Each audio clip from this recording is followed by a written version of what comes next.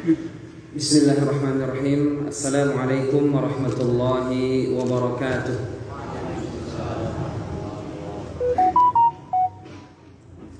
Innal hamdalillah nahmaduhu wa nasta'inuhu wa nastaghfiruh wa na'udzu billahi min shururi anfusina wa min sayyiati a'malina. May yahdihillahu fala mudilla lahu wa may yudlilhu fala hadiya lahu. Asyhadu an la ilaha illallah wahdahu la syarika lahu wa asyhadu anna Muhammadan abduhu wa rasuluh la nabiyya wa la rasula ba'da amma ba'd. Bapak-bapak, ibu-ibu jamaah Masjid Muqarrabin yang dimuliakan Allah Subhanahu wa taala. Jemaah yang dimuliakan Allah, nama masjid kita ini Al-Muqarrabin. Muqarrabin ini orang yang paling dekat. Di hari kiamat orang yang kategorinya masuk surga, yang itu derajatnya paling tinggi itu Al-Muqarrabun. Orang paling dekat sama Allah, itulah orang yang nanti nomor 1 levelnya ketika masuk surga. Mudah-mudahan jamaah kita ini termasuk jamaah-jamaah yang selalu dekat kepada Allah Subhanahu wa taala kapanpun dan dimanapun. Amin ya rabbal alamin. Alhamdulillah, bersyukur kepada Allah atas limpah nikmat-nikmat yang sangat banyak. Nikmat sehat, nikmat lapang, nikmat umur, nikmat muda, nikmat harta. Ini semua nikmat ini Bapak Ibu sementara. Kullu man 'alaiha fan. Yang ada di dunia semua sementara. Ada pertemuan, ada perpisahan. Setiap orang ada masanya, setiap masa apa Bu? Ada orangnya. Jadi ibu-ibu, bapak-bapak, ini ada masanya. Setiap orang ada masanya. Maka masa sehat gunakan sebaik mungkin. Masa hidup gunakan sebaik mungkin. Maka dalam satu hadis ketika Nabi SAW memberikan nasihat kepada Ibnu Umar, kun fid dunya ka'annaka gharibun aw 'abirus sabil. Jadilah engkau di dunia seperti orang asing atau orang yang di perjalanan. Kita ini tidak pernah merasa jadi orang asing di dunia ini. Kita merasa kita ini orang asli dunia. Bukan. Kita dulu tinggal bukan di dunia aslinya. Sebagaimana Nabi Adam awal tinggal di surga. Jadi dunia ini bukanlah tempat kita. Maka kita orang asing. Ibarat orang kalau dia orang Indonesia lalu dia pergi ke Amerika, orangnya tinggi-tinggi, putih-putih, mancung-mancung, giliran di kita pendek-pendek, pesek-pesek, mesti kita merasa seperti orang asing. Akhirnya kita akan rindu juga pulang kampung ke negeri kita. Itulah kita kaum muslimin, hakikatnya kita seperti orang asing. Kun fid dunya ka'annaka gharibun asing, au abirus sabil, atau orang yang berada di perjalanan. Pada akhirnya tempat di mana kita akan berhenti nanti. Maka dalam salah satu hadis kata Nabi, "Mali walid dunya illa karakib istadalla tahta syajarah summa raha summa tarakaha." Aku, apalah bagianku terhadap dunia ini? Tidak ada bagian kita jamaah. Kita di dunia ini ibarat seorang musafir yang berjalan lalu berhenti di bawah satu pohon, istirahat sebentar, kemudian melanjutkan perjalanan lain. Makanya umur kita terbatas. Umur umatku kata Nabi, a'mar ummati ma baina sittin ila sab'in. Umur umatku 60 atau 70 tahun. Makanya di masjid ini kalau diperhatikan, diteliti-teliti lebih jauh, jamaah memang rata-rata 60. Karena sepertinya mau pensiun, maka sudah selayaknya ke masjid. Maka jamaah ini muliakan, sebaiknya anak muda. Karena perkataan seorang ulama dari Damaskus, dari Syria, yaitu Syekh Ramdan Al-Buti. Saya baca, kata beliau, Islam ini 3/4-nya berbicara masalah masyarakat, 1/4-nya bicara masalah pribadi, 3/4 bicara tentang masyarakat, 1/4-nya masalah pribadi. Nah, masyarakat itu intinya pemuda. Makanya para dai ada kesalahan selama ini, kata beliau, karena mereka lebih perhatian dakwahnya bukan kepada para pemuda, tapi kepada bapak ibunya para pemuda. Dan Nabi SAW dulu ketika awal beliau berdakwah, yang menerima dakwah beliau paling banyak anak muda. Ada orang tua ada juga, tapi paling banyak anak muda. Justru orang tua yang banyak menentang dakwah Nabi. Dalam tafsir Ibnu Katsir dan penelitian para ulama, 67% periwayat hadis itu anak-anak muda. Maka jamaah, ketika orang tua sudah berkumpul sepakat pengajian, alangkah baiknya anak muda pun kita ajak pengajian. Tapi di mana-mana tidak ada. Di masjid manapun kita ceramah, anak muda ini jarang sekali pengajian. Karena mereka ini belum ada beban. Mereka pikir umurnya masih panjang. Dan mereka masih penasaran sama dunia. Itu yang membuat mereka susah dapat hidayah. Makanya di antara rahmat Allah, kata para ulama, di antara rahmat Allah kepada kita, Allah buat kita tua. Saya rasa kalau bapak-bapak, ibu-ibu yang sudah tua nih tidak dituakan sama Allah, susah kemujud kayaknya. Jadi di antara rahmat Allah itu dibuatnya kita sakit, dibuatnya kita tua, keriput, dibuatnya kita itu ada saja yang kurang dalam tubuh kita ini. Itu yang membuat kita terbayang bahwa saya di dunia ini tidak lama. Maka jemaah, bersyukurlah kita apapun kondisi yang Allah berikan. Mesti ada balik, di balik itu rahmat-rahmat Allah yang kadang tidak tertembus oleh kita, tapi mesti ada hikmahnya. Selawat dan salam semoga tercurah kepada Nabi Muhammad sallallahu alaihi wasallam. Bapak-bapak, ibu-ibu yang dimuliakan Allah, kami di masjid ini memang kalau ceramah ini tidak terjadwal ya. Jadi kita kadang kalau tidak terjadwal ini bingung ceramahnya apa yang bukan sekat judul. Kalau yang berjadwal entah sepekan sekali, entah yang 2 pekan sekali, entah sebulan sekali. Ada juga yang 2 bulan sekali tapi jarang. Itu agak terbayang tak apa nanti habis ini, habis ini. Tapi malam ini tidak apa-apa lah. Saya Bapak Ibu jamaah rata-rata belakangan ini itu banyak ceramah tentang pendidikan. Karena khawatir. Karena kata seorang munafikin, orang munafik dulu masuk Islam, sempat dia di Makkah belajar agama 6 tahun.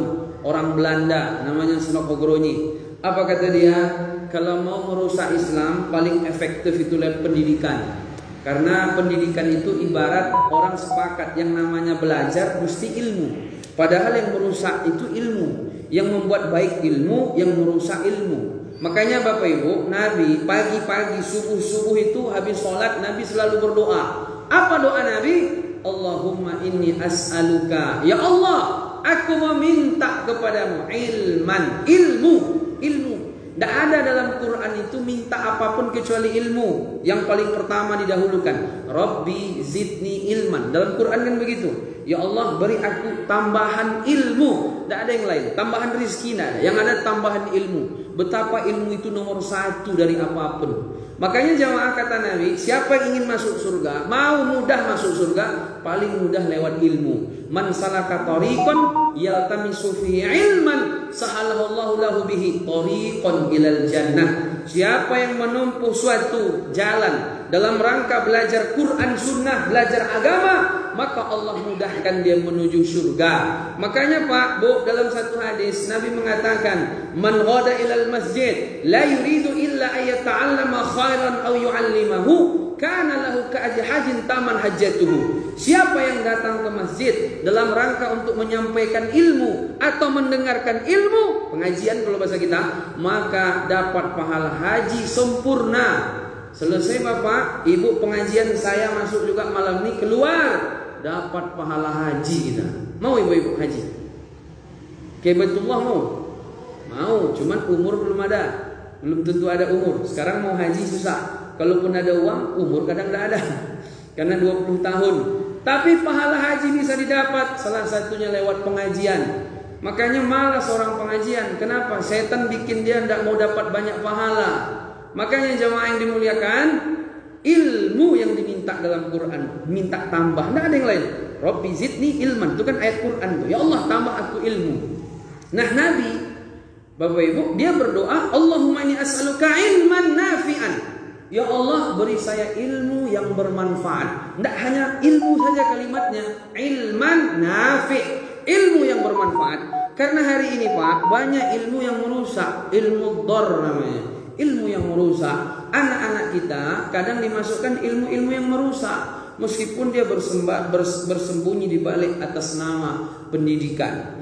Makanya kita banyak akhir-akhir ini membahas tentang pendidikan. Jamaah yang dimuliakan Allah, Nabi nyuruh kita itu bukan cari sekolah. Nabi yang suruh kita itu cari ilmu. Hadisnya apa Ustaz? Talabul ilmi faridatun ala kulli muslim. Hafal ibu-ibu hadis itu? Hafal? Hafalah Ustaz, lama hadis itu kita baca sejak kecil. Thalabul ilmi, belajar agama, belajar ilmu, faridatun, wajib ala kulli muslim, bagi setiap muslim dan muslimah, laki-laki dan perempuan. Jadi belajar ilmu yang wajib, mencari ilmu yang wajib. Tapi sekarang kayaknya orang nggak mencari ilmu, mencari sekolah. Jadi banyak sekarang ini thalabul madrasah, bukan thalabul ilmi.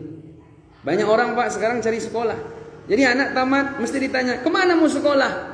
Selalu begitu aja kalimatnya. Nabi itu suruh kita cari ilmu. Karena sekarang pun kalau diperhatikan makin lama, itu lama-lama nanti sekolah itu cuma tinggal titel aja lagi. Tidak banyak yang pandai. Apalagi cuman banyak orang hari ini belajar itu pengennya tamat ngantor, tidak mau turun lapangan. Sehingga kalaupun banyak materi yang dia dapat, belum tentu dia ahli di satu bidang. Saya punya kawan, dia motivator nasional, S2 di bidang mesin, STMT.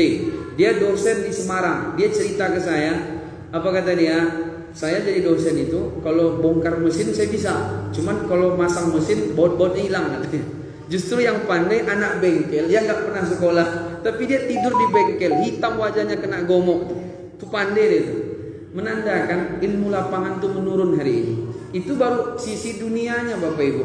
Tapi yang Allah inginkan kepada kita, setiap ilmu yang dipelajari oleh anak kita itu menambah ketaatan dia kepada Allah.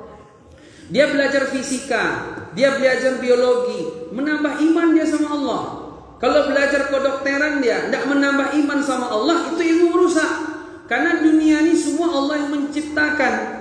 Ketika dia berbicara tentang gunung Merapi, tentang penciptaan manusia, reproduksi, segala macam, biologi, IPA, dia akan mengatakan, Rabbana ma khalaqta hadza batila. Ya Tuhan kami, apa yang kau ciptakan ini tidak ada yang sia-sia. Tapi hari ini anak kita belajar, tidak ada dikaitkan dengan iman. Gempa tadi malam, ya Bu ya? Gempa. Saya lagi pengajian pula tadi malam, mau lari, malu juga. Cuman jamaah tidak pernah lari, itu tidak lari lah kita jadinya, ya kan? Nah, ini teh telur ya kan. Terima kasih Pak. Masya Allah. Mantap. Kok pindah-pindah. Ikut 3 buah minum ke Bapak Ibu. Masya Allah. Bawa pulang. Lupa saya ceramah apa lagi. Tadi malam gempa. Hah? Oh iya minum dulu. Tadi yang mau ditelepon Bapak Ibu.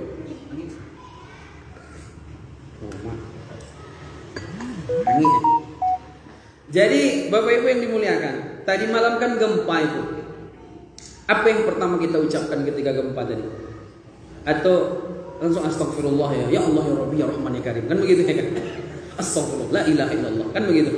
Orang nih kalau sudah kena musibah baru dia dekat sama Allah memang.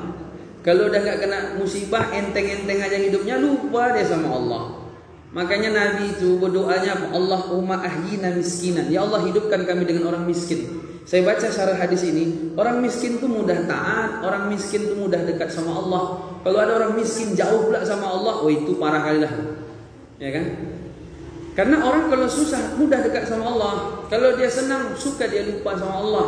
Makanya dunia ini Bapak Ibu, ad-dunya artinya ad-dunya itu artinya sementara. Dan Al-Quran Allah katakan, Allah mengumpamakan dunia ini kamain anzalnahu minas sama fakhtalata bihi nabatul ardi fa asbaha hashiman tazru'ur riyah. Allah katakan dalam surah Al-Kahfi, dunia seperti air. Ada tafsiran para ulama seperti air. Jadi air itu dia dikit-dikit aja, kalau banyak-banyak tsunami nanti dia. Maka dunia ini kalau terlalu lampau banyak nanti membahayakan, banjir bandang bagi kita. Itulah perumpamaan dunia. Karena kalau orang terbuka dunia bagi dirinya, hati-hati. Nanti dia lupa sama Allah Subhanahu wa ta'ala. Kalau ambil dunia, ambillah secukupnya. Jangan terlalu berlebihan. Karena nanti tsunami, mati kita dibuatnya. Itulah dunia ini. Salah satu tafsir begitu. Tapi tafsir yang satu lagi tidak usah kita sebutkan. Nah, jamaah yang dimuliakan, menandakan kita ini kalau lagi susah itu ingat sama Allah. Kalau senang terus, susah dia ingat sama Allah. Sebagaimana Qarun dulu hidupnya susah. Ketika minta doa ke Nabi Musa, didoakan, dikabulkan Allah. Kaya, lupa dia sama Allah Subhanahu wa ta'ala. Gempa tadi malam, orang ingat langsung sama Allah. Jemaah, beberapa waktu setelah itu yang kita dengar apa? Kalimatnya. Ini efek sekularisme ini. Ketika gempa terjadi, mesti kita mengatakan di mana pusatnya dan apa yang bergeser, apa yang patah, ya kan begitu-begitu. Kalau gempa-gempa yang besar itu, oh palung laut di wilayah Aceh sana patah katanya. Kalau zaman sahabat pernah terjadi gempa, Ibunda Aisyah dia tanya, ketika gempa terjadi, siapa yang bermaksiat? Kalau kita kan enggak, kata BMKG. Itu sekuler itu. Seolah-olah dunia ini bukan Allah yang menggerakkan. Udahlah kena musibah, tidak pula dekat lagi sama Allah. Memang istighfarnya ada juga, cuman pemikiran ujungnya itu nggak ketemu dia. Maunya Allah itu kan orang ini sadar itu dosa. Ketika Ibu Nda Aisyah terjadi gempa, ditanya siapa yang bermaksiat? Bukan berapa skala Richter, berapa ini. Emang kalau 10 skala Richter mau? Kan tidak mau juga kita kan. Itu teguran Allah. Makanya hari ini yang dimajukan itu akal, bukan agama. Yang dimajukan hari ini penelitian ilmiah, bukan iman. Harusnya kan kalau gempa begitu kan yang di nomor 1 kan iman. Apa salah kita? Apa dosa kita? Kalau sekarang kan enggak. Lebih kepada penelitian ilmiah. Dan Allah Bapak Ibu tidak membolehkan kita beriman karena penelitian ilmiah, itu tidak boleh. Oh setelah diteliti ternyata surga itu ada, saya beriman. Nah, tidak bisa. Yang namanya iman harus iman. Makanya anak-anak kita nih imannya harus kuat. Iman tentang rizki itu juga penting. Karena kemiskinan, takut miskin, takut susah yang membuat kita jauh dari Allah. Yang membuat kita ujung-ujungnya kalau tidak jadi Firaun, jadi Korun. Makanya saya Bapak Ibu sering ceramah pendidikan, saya bilang hari ini anak-anak yang dididik ujung-ujungnya kok nggak jadi Korun, jadi Firaun aja manis semuanya. Rata-rata. Apa sebab? Mesti kalau tidak jadi orang kaya, jadi pejabat tinggi, kan itu aja orang tua pikirannya hari ini. Anak dia nggak sholat subuh tidak apa-apa, tapi yang penting ikut UN, kan begitu. Jadi 4:30 anak nggak dibangunkan, tidak sholat subuh tidak ada masalah. Tapi nanti 6:30 dia bangun ikut UN. Lebih takut dia pertanggungjawaban dunia daripada pertanggungjawaban akhirat. Maka jamaah yang dimuliakan, di awal kita sampaikan bahwa anak itu, keluarga kita, anak kita, sekolah apapun yang dilakukannya, semuanya harus karena untuk meningkatkan keimanannya kepada Allah. Karena Bapak Ibu, dalam pendidikan kita di Indonesia, dalam konstitusi kita, pasal 31 ayat 3, itu disebutkan tujuan pendidikan, tujuan anak sekolah itu 3. Yaitu iman, meningkatkan keimanan, meningkatkan ketakwaan, dan akhlak mulia. Tapi yang 3 ini semua dihianati hari ini oleh sebagian sekolah. Anak tidak taat, tidak apa-apa. Anak tidak makin bagus iman, tidak masalah. Anak tidak beradab, tidak masalah. Yang penting tamat, dapat bekerja, selesai. Makanya hari ini kan sebenarnya kalau kita jujur Bapak Ibu, mengikut kepada konstitusi kita, sekolah favorit, sekolah yang hebat, itu sekolah yang makin meningkatkan iman, yang makin meningkatkan takwa, yang makin membuat anak berakhlak. Bukan tamat kerja ke Jepang, itu nomor sekian nanti. Bukan berarti nggak boleh. Oh berarti nggak boleh saat kita tamat sekolah kerja. Bukan berarti nggak boleh, boleh. Tapi nggak proporsional kalau itu yang dipikirkan. Tapi hari ini kan begitu rata-rata. Anak nggak sholat subuh nggak masalah. Anak celana pendek buka aurat nggak apa-apa. Anak nggak pakai jilbab, itu kan kaitannya iman itu, takwa. Anak nggak beradab nggak masalah. Anak orang sholat maghrib azan, anak-anak main bola di luar, anak-anak main game online, wifi gratis di luar, dibiarkan. Itu kan nggak beradab itu. Tapi dibiarkan saja, menandakan bahwa jamaah kita ada yang bermasalah pada diri kita, bahwa ilmu yang selama ini kita pelajari memang ilmu yang tidak bermanfaat, mendekatkan diri kepada Allah. Maka jamaah yang dimuliakan Allah Subhanahu wa taala, dalam ceramah ini pembahasan kita lebih agak menjurus sedikit bahwa anak kita ini arah pendidikannya kemana anak-anak hari ini. Nabi SAW menyuruh untuk menuntut ilmu. Ilmu yang digunakan meningkatkan iman kepada Allah. Ilmu yang meningkatkan ketakwaan. Ilmu yang menjadikan orang makin hari makin beradab. Nanti kalau ilmu ini ilmu fardu ain namanya. Nanti ilmu yang lain itu namanya ilmu fardu kifayah. Anak belajar ilmu fardu kifayah bagus, tapi yang fardu ainnya lebih dulu dia kuasai. Tapi kalau ilmu fardu kifayahnya di nomor 1 kan, sementara ilmu fardu ainnya tidak dikedepankan, berarti bermasalah kurikulumnya itu. Kurikulumnya bermasalah. Sebenarnya di kita ini pun, di pihak pemerintah pun sudah bermasalah juga kurikulum kita. Karena kalau di tujuan pendidikan disebutkan iman, takwa, akhlak mulia. Sementara dalam proses pembelajaran ada 3 istilah. Ada namanya intrakurikuler, ada namanya kokurikuler, ada namanya ekstrakurikuler. Kalau intrakurikuler tuh Bu, namanya tuh sesuatu pelajaran yang wajib, tidak bisa tidak. Contohnya bahasa Indonesia, bahasa Inggris, apa satu lagi? Pak Guru, matematika, ya kan? Kemudian kokurikuler itu pergi ke museum atau kemana, nanti makin menguatkan intrakurikuler. Barulah nanti ekstrakurikuler, main futsal, main bola, baca Quran. Baca Quran di ekstrakurikuler. Tapi tujuan pendidikan iman, takwa, akhlak mulia kan? Iman, takwa, akhlak mulia. Kok apa hubungannya sama bahasa Inggris? Apa hubungannya sama? Mungkin ada sedikit hubungannya, tapi kecil. Dengan bahasa Indonesia, dengan matematika, apalagi matematika. Mohon maaf kalau ada bapak ibu guru matematika di sini. Saya sering mendengar orang, apalah guna kita belajar matematika nih Ustaz ya. Ujung-ujungnya tambah kurang bahagia semuanya. Yang X itu nggak ada ketemu kita doh. Mungkin ada, kamu aja yang belum nyampe lagi. Cuman guru saya sampai ini belum nyampe dia. Apa targetnya? Menurut dia nambah kerjaan katanya. Ya mungkin ada manfaat, kitanya aja nggak jumpa ya kan. Tapi menurut Bapak Ibu ada mungkin ya, ada ya. Nggak, kalau yang kayak fisika kan jelas tuh ngitung ini, ngitung itu. Kalau yang apa itu kan menjadi pertanyaan. Ujung-ujungnya tambah kurang bagi itu ya memang. Jadi yang 3 ini yang jadikan difokuskan. Sementara tujuan pendidikan iman, takwa, akhlak mulia. Iman. Harusnya pelajaran agama tuh seminggu jangan 2 jam, 8 jam buat. Karena iman. Ya kan? Akidah, fikih, iman itu. Takwa, akhlak, tentang adab. Makanya Bapak Ibu, kami buat sekolah hari ini di Payakumbuh. Namanya sekolah adab tingkat dasar. Sekolah adab. Sejauh bacaan kita dalam kurikulum pendidikan yang kami pahami bahwa yang nomor 1 itu adab. Setelah adab, karena al-adab faqal ilm. Adab lebih tinggi daripada ilmu. Kan begitu? Adab itu lebih tinggi daripada ilmu. Hari ini anak-anak kita udah gak ada adab lagi. Biadab katanya. Ibu bapak dulu kan sangat beradab.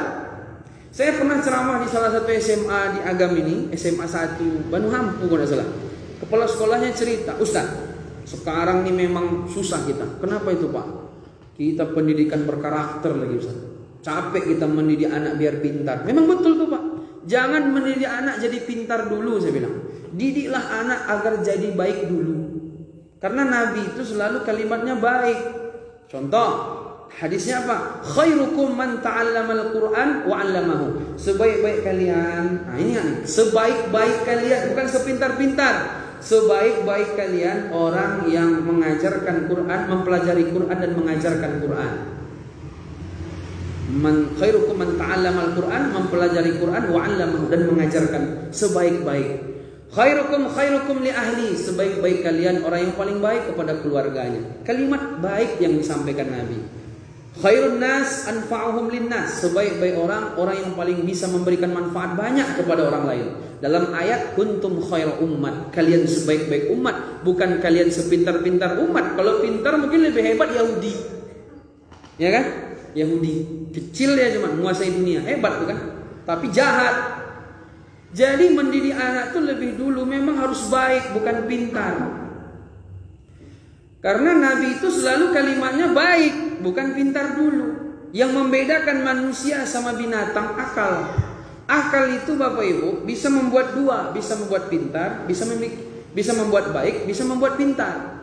Tapi orang dikatakan tidak punya pri kemanusiaan, tidak ada rasa manusiawi. Itu bukan karena bodoh, karena jahat. Gitu. Jadi jahat itu kan lawannya baik, bodoh lawannya pintar. Semua orang bisa baik, tapi tidak semua orang bisa pintar. Dan orang semuanya wajib jadi orang baik dan tidak wajib semua jadi orang pintar. Kan begitu. Makanya Bapak Ibu, yang nomor satu jadi orang baik anak-anak ini, bukan jadi orang pintar dulu. Tapi sekarang orang mati-matian mendidik anak agar jadi orang pintar. Kata guru saya, pakar pendidikan nasional Dr. Udan Saini, kalau kita mendidik anak yang dia belum baik, itu nanti sama kayak pencuri kita kasih pisau. Jadi orang kalau belum beradab jangan kasih ilmu dulu, nanti biadab dia sama gurunya, melawan sama guru. Anak-anak sekarang suka dia melawan sama orang tuanya kan? Suka melawan sama ibu guru, bapak ibu gurunya kan? Kenapa? Menurut penelitian, karena selama ini yang kita on-kan dari anak itu akalnya, bukan hatinya. Jadi yang dibangun itu kepintaran, bukan. Jadi yang dibangun itu otaknya Bapak Ibu, akalnya. Yang namanya akal ini kan lemah, dan dia kadang berpikir apa yang menguntungkan bagi dia aja. Kalau tidak menguntungkan dia nggak mau. Maka ketika orang tuanya sudah tua renta, disia-siakannya. Bukan hati yang dibangun. Dalam Islam hati dulu yang dibangun. Makanya dalam hadis Nabi, ala inna fil jasad mudghatan idza salahat salahal jasadu kulluhu wa idza fasadat fasadal jasadu kulluhu ala wahyal qalbu. Dalam jiwa kita ada segumpal daging, kalau dia baik, baik yang lain, kalau dia buruk, buruk yang lain. Apa itu? Hati. Itulah jiwa. Jadi yang dibangun tuh jiwa dulu, bukan jasad. Makanya lagu Indonesia Raya itu kan, bangunlah jiwanya, bangunlah badannya. Jadi jiwa dulu yang dibangun Pak, bukan jasad anak. Jiwa itu berarti tazkiyatun nufus. Itu pendekatannya apa? Agama.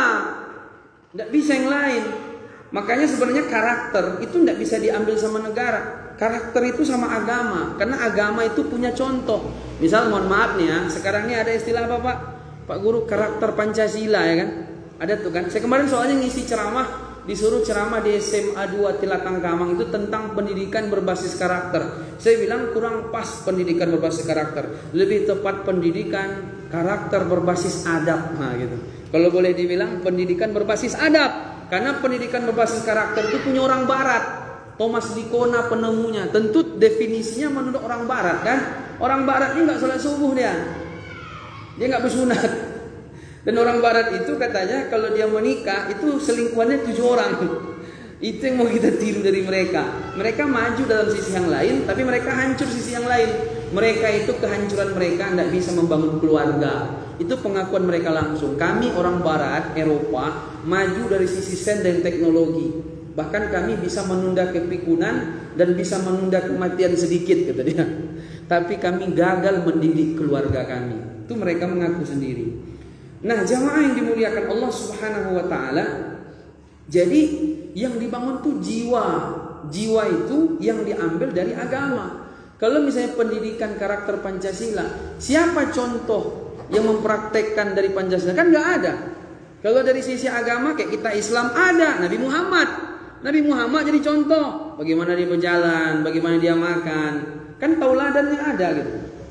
Nah, jadi karakter itu harusnya agama yang mengambil, bukan di otak-atik buat sendiri, susah. Karena tauladan 90% kalau guru mengajar murid, orang tua mengajar anak, 90% kalau dari sisi tauladan mencontohkan tauladan anak, tauladan orang tua, tauladan guru, maka 90% pendidikan selesai. Tidak perlu banyak teori, asal tauladan saja selesai. Soalnya sekarang banyak guru, mohon maaf Bapak Ibu, tidak tauladan. Dia jadi pengajar, bukan jadi pendidik lagi. Cuman pengajar aja. Transfer ilmu itu kan ngajar. Tapi kalau mendidik tauladan, tidak cuman ilmu. Makanya jamaah yang dimuliakan Allah Subhanahu wa taala, maka hari ini banyak orang belajar ke Google. Lebih hebat Google daripada profesor. Kenapa?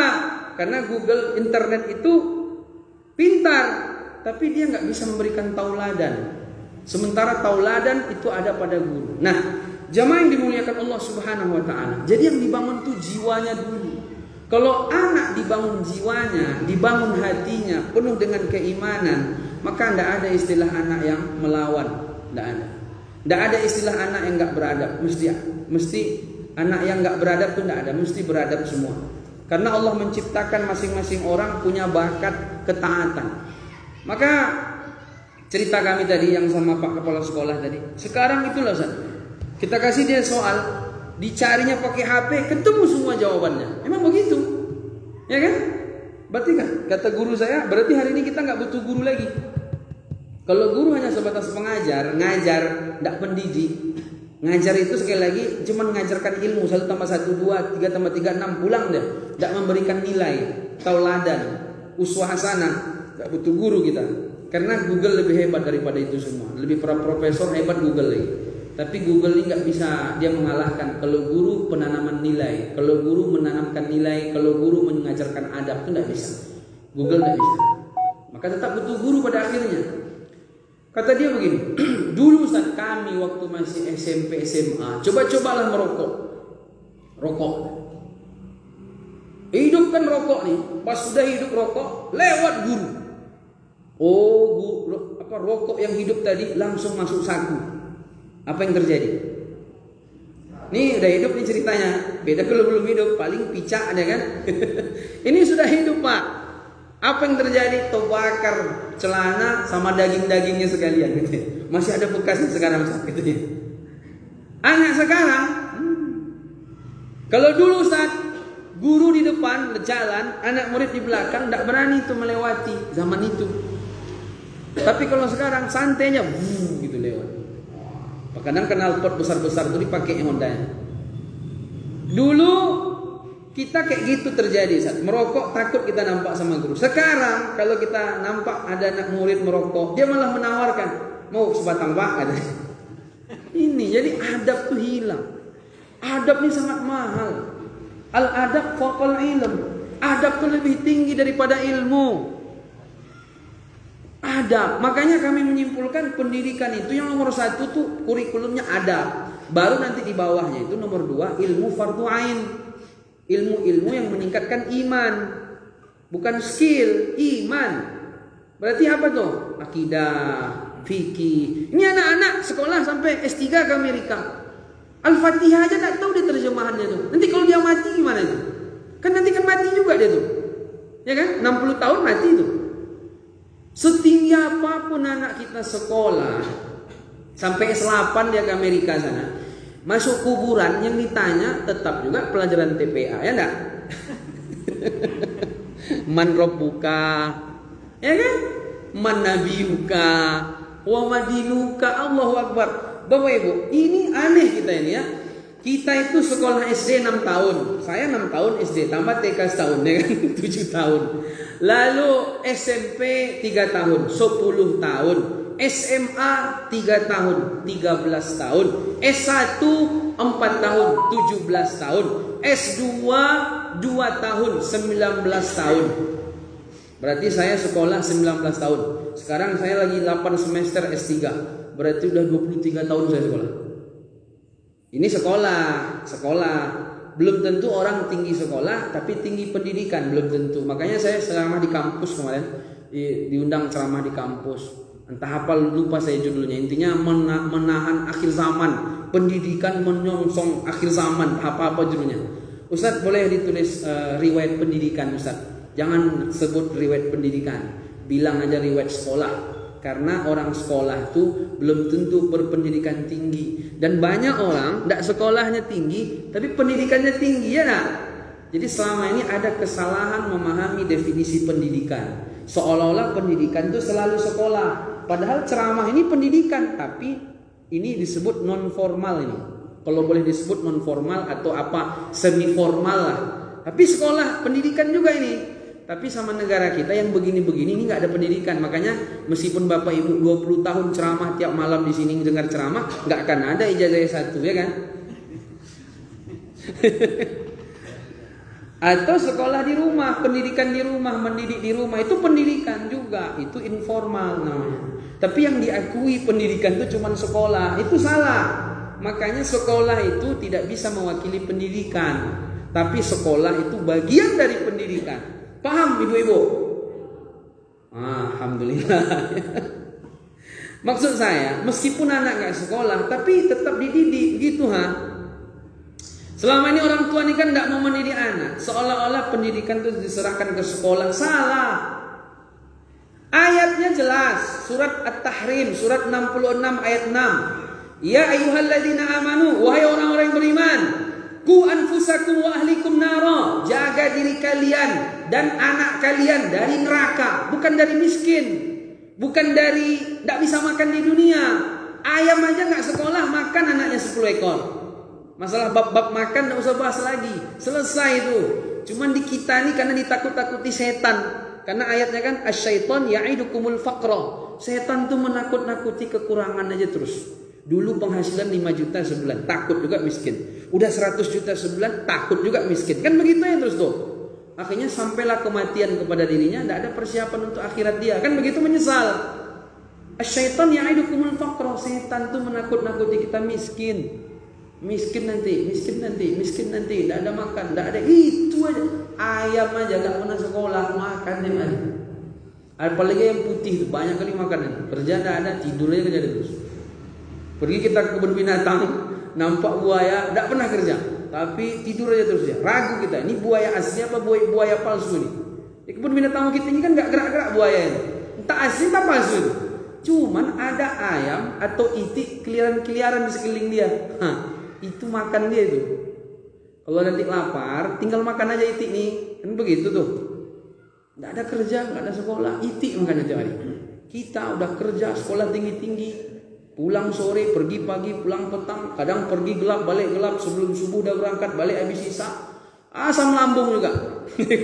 Itu pun yang dimakan paling-paling tahu-tahu tempe juga. Pecel lele sesekali cuman. Itu pun kalau lebih-lebih kan. Ayam, buaya, tidak ada sekolah-sekolah, tidak ada apa-apa, ayam, makannya ayam terus. Itulah, makanya kata para ulama, jadi manusia ini kasihan. Ulama tafsir, kalau udah bicara dalam Al-Quran itu kata Syekh Mutawalli Asy'arawi, kalau sudah bicara manusia, mesti maknanya negatif aja tuh. Laqad khalaqnal insana fi kabad. Manusia itu diciptakan dalam keadaan susah payah. Susah kan? Susah jadi manusia. Yang mudah jadi hewan. Cuman karena terlanjur jadi manusia, jangan pula minta kutuk jadi kodok kita. Inilah kadang-kadang manusia. Innal insan khuliqa halu'a. Manusia diciptakan dalam keadaan berkeluh kesah. Ini bapak ibu ini umurnya sudah 50, 60. Nanti coba kita duduk berdua kapan-kapan, mesti cerita itu keluh kesah aja sih. Itu loh anak saya, itulah bini saya, itulah anak apa. Itu aja semua. Udah beli mobil baru, itulah bocor aja, apa radiator bocor terus. Itu aja kalimatnya terus. Ya kan? Coba kita duduk sama ayam, nah ada tuh cerita gitu kayak gitu. Sapi aja mau dipotong enggak stres dia, paling satu-satu yang stres. Ya kan? Orang gila tuh lihat, lalu lalang, enggak ada sakit-sakit, enggak ada pusing-pusing. Cuman mungkin saking pusingnya gila dia tuh mungkin ya kan. Manusia ini rugi memang. Ini adalah kalimatnya. Kutilal insan, celaka manusia. Ma'akfarah. Apa yang membuat dia kufur? Kutila, celaka. Laqad khalaqnal insan fi kabad, susah. Innal insan khuliqa halu'a, manusia berkeluh kesah. Yang paling hafal yang inilah. Wal asri innal insana. Hafal kan? Apa artinya itu Pak? Demi waktu asar atau demi masa manusia rugi. Makanya kata ulama tafsir yang enak itu jadi hewan, jadi binatang, enggak ada rugi-rugi. Masuk neraka enggak, masuk surga enggak, di dunia bebas, enggak ada peraturan. Ya kan? Enggak ada dia pernah mau mencuri, ada dia bilang ayam ini pencuri, mana ada kayak gitu. Makanya kata orang jangan mencela binatang ketika salah, jangan memuji malaikat ketika enggak pernah salah. Binatang namanya kan. Marah mau kita sama ayam tuh enggak bisa ya kan? Dicirikannya halaman rumah kita mau marah 100 kali diulang lagi besok. Mana tahu dia. Itu makan ya tiap hari. Inilah kita ini gara-gara teori Darwin masuk sekolah ini. Teori evolusi. Pernah Bapak Ibu mendengar pelajaran di SMA, di SMP, teori evolusi bahwa manusia dari kera, ya kan? Itu anak-anak belajar tuh sampai sekarang. Masih belajar itu. Dia dipaksa bahwa manusia ini kera. Tapi dia tidak percaya karena dia Islam. Kita dari Adam ya kan. Tapi ngapain dipelajari itu? Manusia dari kera. Ini efek gara-gara karena pakai dua saja, pakai rasionalisme sama pakai satu lagi itu empirisisme namanya. Pakai akal sama pakai panca indera. Orang Barat itu dia percaya dua, masuk akal satu, bisa dirasa. Wahyu tidak percaya dia. Kalau di kita Islam tiga-tiganya. akal, rasa, sama wahyu. Orang yang mengatakan saya tidak percaya, nggak masuk akal, Pak, banyak yang nggak masuk akal, Bapak percaya. Ibu minum teh telur nih ya, saya minum teh telur nih, saya bilang manis ya, percaya nggak Bapak Ibu? Percaya, kalau nggak masuk akal. Ini cuma dari sisi panca indera saja kan. Kalau dibilang ke kita, Bapak Ibu punya akal, punya, mana akalnya? Tapi kita percaya, kan nggak masuk akal. Seorang anak lahir ke dunia, lalu orang mengatakan itu bapak ibumu, itu bapakmu, itu ibumu. Percaya enggak dia? Layak enggak seorang anak lahir ke dunia, setiap lahir ke dunia minta tes DNA semua? Enggak layak itu, kurang ajar anak itu. Percaya kan dia? Percaya. Siapa yang bilang? Tetangga.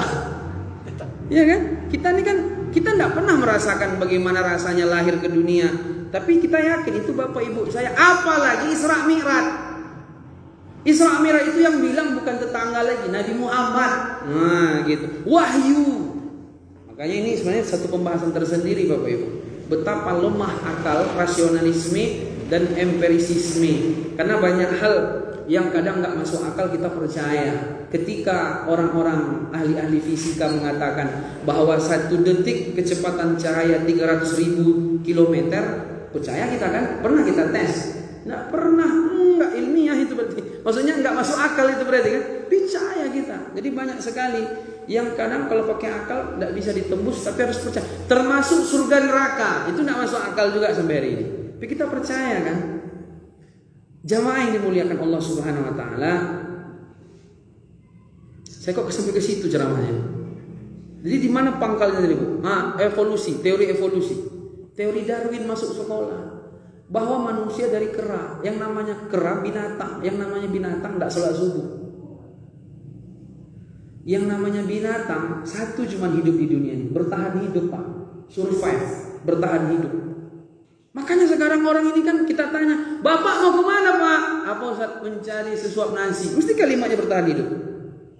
Yang ibu-ibu lebih keren lagi. Ibu-ibu kemana Bu? Mencari sebongkah berlian. Oh lebih naik lagi ke standarnya. Selalu kalimatnya bertahan hidup. Karena dia pernah memahami manusia ini dari monyet. Dia tidak tahu itu ibadah, tidak masalah. Tidak khawatir tidak sholat subuh, tidak khawatir tidak baca Quran, tidak khawatir belajar agama, tidak khawatir dia tidak puasa, tidak khawatir dia kalau dia tidak taat sama Allah. Kan tidak khawatir. Yang dia khawatir kalau tidak bisa makan. Ini kata guru saya, efek 3 sebenarnya, tapi 1 saya sebutkan. Efek teori evolusi masuk ke sekolah. Bahwa teori Charles Darwin mengatakan bahwa manusia ini dia berubah dari monyet dulunya. Padahal habis kita jadi manusia kan tidak berubah-berubah lagi kita kan. Atau monyet-monyet yang kebun binatang tuh lama-lama tidak pun juga berubah jadi kita dia kan. Makanya orang Eropa, orang Barat sana tuh, ilmuwan-ilmuwan mereka hari ini mereka sepakat 99% manusia sama simpanse itu sama, 1% beda. Jadi simpanse itu Bapak Ibu tahu simpanse? Siamang. Mereka bilang kita sama siamang tuh samanya 99%. Wajar mereka nggak sholat ya kan? Karena mereka memahami manusia ini keluarga tertingginya binatang yang bernama monyet. 1% aja yang beda, cuman 99%-nya sama. Jadi bagi mereka manusia ini tidak duduk. Siapa sebenarnya manusia ini?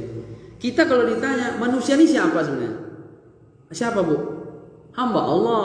Ngapain diciptakan? Wa ma khalaqtul jinna wal insa illa liya'budun. Hidupnya diciptakan untuk ibadah. Jadi kalau manusia lupa dia hidup diciptakan untuk ibadah, berarti dia tuh sudah mulai jadi monyet ya sebenarnya. Jadi dia fisiknya manusia, cuman derajatnya turun jadi binatang. Kan ayatnya begitu itu. Lahum qulubul la yafqahuna biha, dikasih hati enggak digunakan. Lahum ayun la yubsiruna biha, walau adzan la ulaika kal an'am kata Allah. Kan begitu? Mereka seperti binatang. Jadi bukan fisiknya binatang, tapi wajahnya tetap manusia, derajatnya turun jadi binatang. Itu yang Allah tidak inginkan bagi kita. Jadi jangan sampai anak kita sekolah tinggi-tinggi sampai ke Amerika, Al-Fatihah pun dia tidak tahu terjemahannya. Kan ngeri nih. Gagal pendidikan berarti kan? Bapak Ibu, kalau merujuk kepada pasal 31 ayat 3, iman, takwa, akhlak mulia tujuan pendidikan, berarti kan pendidikan gagal hari ini, ya enggak? Bukan iman yang dipersatukan, ya kan? Tapi kerja. Meskipun bukan berarti kita nggak boleh kerja, kerja kan butuh juga, tapi nggak proporsional. Kalau itu aja yang dipikir terus, banyak orang nggak kerja kaya juga, ya. Banyak mati-matian kerja nggak kaya-kaya dia. Ada juga kayak gitu kan? Nah, maka jamaah yang dimuliakan Allah Subhanahu Wa Taala, ini perlu direvisi ulang. Reformasi pendidikan namanya kepada kita dan anak-anak kita. Mulailah berubah dalam berpikir bahwa anak ini yang paling besar itu pertanggungjawaban akhirat, bukan pertanggungjawaban dunia. Pertanggungjawaban akhirat. Akhirnya banyak orang nggak mau sekolah lagi sekarang. Saya banyak temui. Kenapa nggak sekolah, nggak kuliah? Itu habis kuliah nggak kerja di kemarin. Nah, kan salah itu niatnya udah. Harusnya kuliah mencari ilmu, menambah iman kepada Allah. Dan yang satu lagi saya ingatkan, yang namanya belajar itu apa dan siapa, bukan di mana. Apa ilmunya, siapa gurunya, bukan di mana. Kalau di mana itu kan fisik apa segala macam, bangunan itu nomor sekian. Yang paling penting guru dan ilmu yang disampaikan oleh guru tadi. Seorang guru itu Bapak Ibu, dia pendidik bukan tukang ngajar. Seorang guru pendidik bukan tukang ngajar. Dan pendidikan itu adalah perjuangan, bukan lahan bisnis. Dan murid itu thalibul ilm, bukan pelanggan. Cukup sekian. Assalamualaikum warahmatullahi wabarakatuh.